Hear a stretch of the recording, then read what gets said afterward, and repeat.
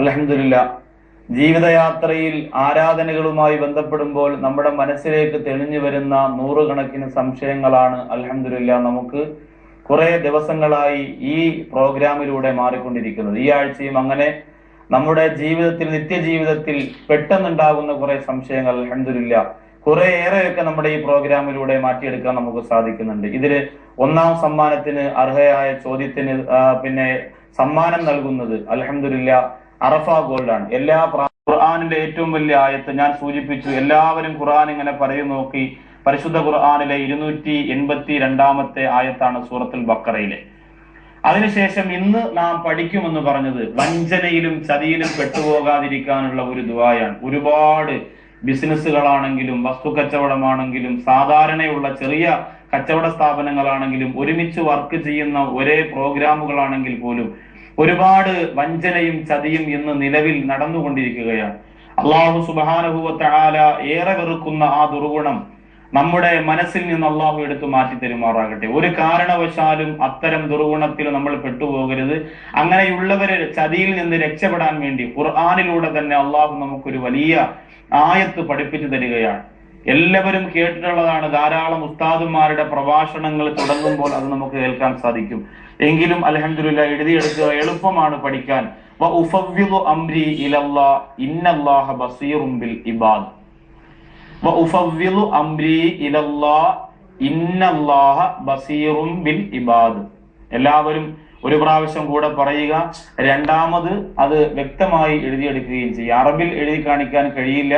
അറബി അക്ഷരങ്ങൾ മലയാളത്തിലാണ് എഴുതുന്നത്. ചില വ്യത്യാസങ്ങൾ വരുമ്പോൾ അറബി അക്ഷരങ്ങളുമായി ബന്ധമുള്ളവർ അത് വ്യക്തമായി അറബിയിലാക്കി എഴുതണം എന്ന് ഓർമ്മപ്പെടുത്തുകയാണ്. വ ഉഫവ്വിദു അംരി ഇലല്ലാഹ് വ ഉഫവ്വിദു അംരി ഇലല്ലാഹ് ഇന്നല്ലാഹ ബസീറും ബിൽ ഇബാദ് എന്നാണ്. വ ഉഫവ്വിദു അംരി ഇലല്ലാഹ്, എന്റെ കാര്യങ്ങളെ പൂർണ്ണമായും ഞാൻ അള്ളാഹുവിലേക്ക് ഏൽപ്പിക്കുകയാണ്. എന്റെ കാര്യങ്ങളെ പൂർണ്ണമായും ഞാൻ അള്ളാഹുവിലേക്ക് ഏൽപ്പിക്കുകയാണ്. വ ഉഫവ്വിദു അംരി ഇലല്ലാഹ് ഇന്നല്ലാഹ ബസീറും ബിൽ ഇബാദ്. അള്ളാഹു പടച്ചതമ്പുരാൻ അവന്റെ അടിമകളെ സൂക്ഷ്മജ്ഞാനമായി ഉറ്റുനോക്കിക്കൊണ്ടിരിക്കുന്നവനാണ്. അവന്റെ അടിമകളെ അള്ളാഹു ഉറ്റുനോക്കിക്കൊണ്ടിരിക്കുന്നവനാണ്. ഉഫവ്വിദു അംരി ഇലല്ലാഹ് ഇന്നല്ലാഹ ബസീറും ബിൽ ഇബാദ്. ചതിയിൽ പെടുമോ എന്ന് പേടിച്ചു പോയാൽ ഓരോ വഖത്ത് നിസ്കാരവും കഴിഞ്ഞ് ഒരു 11 പ്രാവശ്യമെങ്കിലും ഇൻഷാ അല്ലാഹ് ഇത് ഓതി ദുആ ചെയ്യുക.